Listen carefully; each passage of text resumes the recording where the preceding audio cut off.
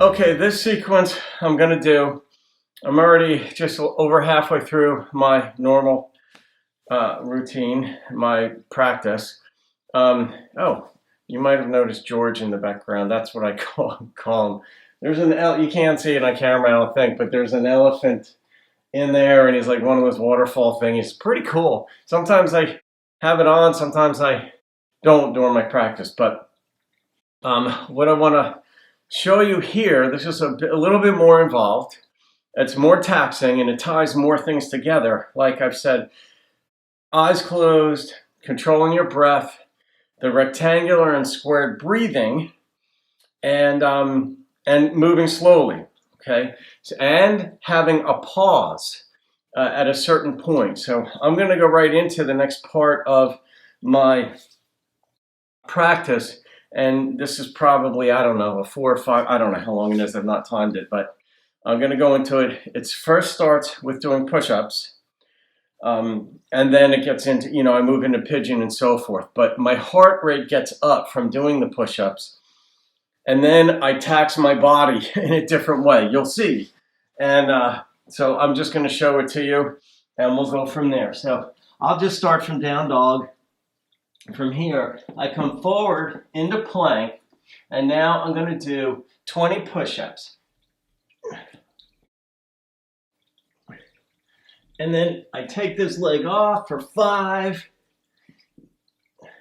Then I switch legs. Drop them for 5 more. Into downward facing dog with my eyes closed. And I'm going to bicycle my legs a little bit, but slowly. Now, mind you, my heart is racing now from doing the push-ups. But I'm going to make myself move slowly. And now I take my right leg up, slowly flex the foot, and I'm going to bring it through coming into pigeon.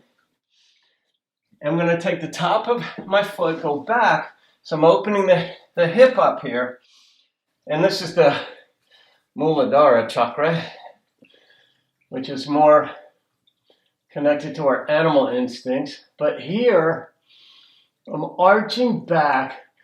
Virtually every chakra in the front body here is wide open to the world, but you're closing your eyes, controlling your breath in through the nose, out through the nose.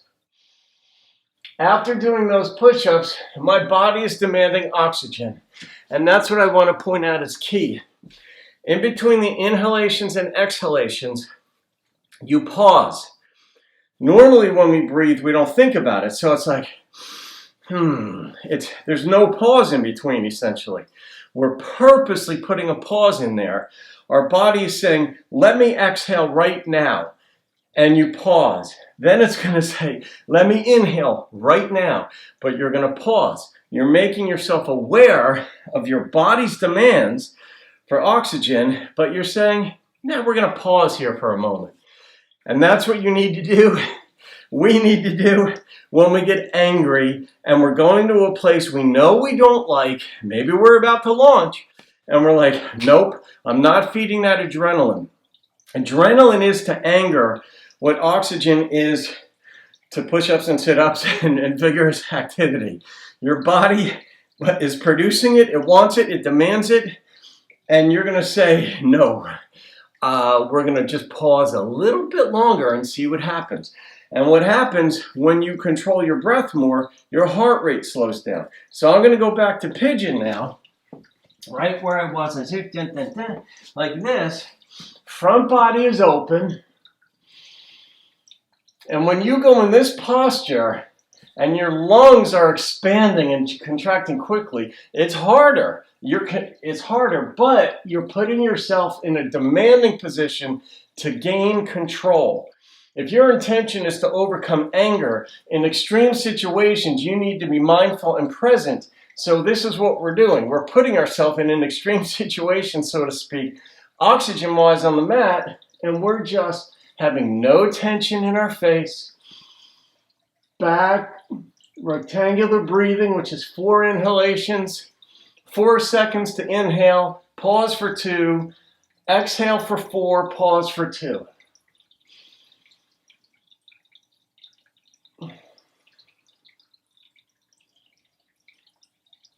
And now I'm going to come over the knee, just like in pigeon.